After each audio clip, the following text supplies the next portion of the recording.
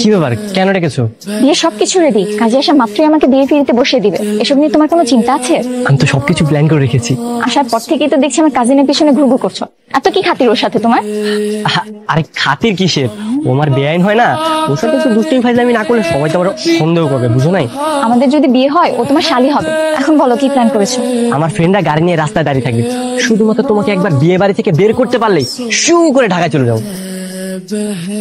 আপনি? হ্যাঁ আমি। আপনি এখানে মানে বুঝলাম না। আমি সবকিছু জানি। আপনি সবকিছু জানেন? হ্যাঁ। তুই কি শান্তকে ভালোবাসিস? কি বলছিস আপু?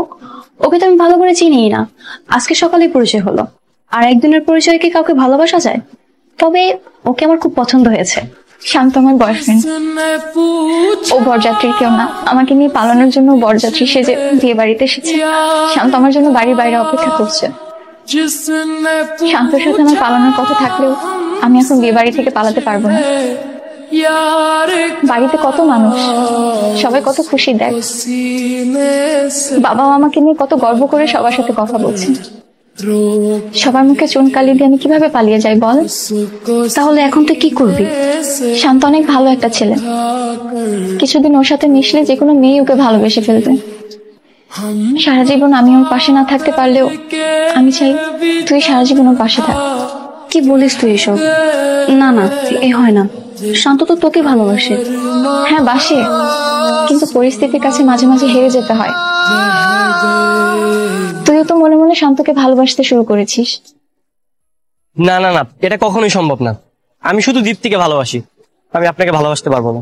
জোর করে তো ভালোবাসা পাওয়া যায় না। তবে আপনি যদি আমাকে ভালো নাও বাসেন আমার কোনো সমস্যা নেই, কিন্তু দীপ্তি সবকিছু রেখে আপনার সাথে যেতে পারবে না। আপনাকে একাই ঢাকা ব্যাক করতে হবে। প্রয়োজনে তাই করব। ভালোবাসলে যে ভালোবাসার মানুষকে পেতে হবে এমন তো কোনো কথা নেই।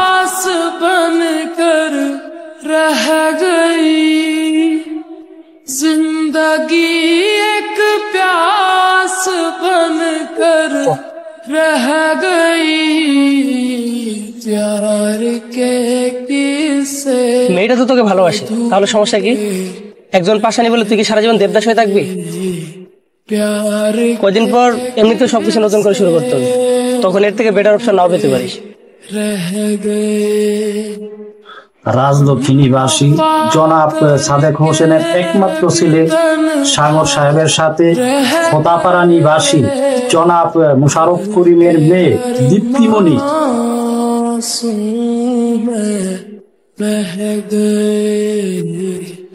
এখনো বসে আছেন? এভাবে আর কতক্ষণ বসে থাকবেন? আমার যতক্ষণ ইচ্ছে ততক্ষণ। কেন, আপনার কোনো সমস্যা? না না, আমার কোনো সমস্যা নেই। তবে কেউ যদি দেখে ফেলে আমার সঙ্গে পালানোর জন্য আপনি এখানে বসে আছেন, তাহলে তো আপনার সমস্যা হবে। দেখলে দেখুক, তা নিয়ে আপনাকে ভাবতে হবে না। আর আপনারা চলে গিয়েছিলেন, তাহলে আবার ব্যাক করলেন কেন? যেতে যেতে ভাবলাম এমন সুযোগ তো আর বারবার পাবো না, তাই এই সুযোগটা আর হাতছাড়া করতে যাচ্ছি না। কি এভাবে বসে থাকবেন নাকি আমার সঙ্গে পালাবেন? পালাবো। তাহলে চলুন। হ্যাঁ চলুন। এই ওয়েট ওয়েট ওয়েট, একটা কাজ করলে কেমন হয়? কাজ? কি কাজ? যাওয়ার আগে এক্স গার্লফ্রেন্ডের বিয়েটা খেয়ে যাই, তারপরে পালাই। পাগল হয়েছে তুমি? চলো তো।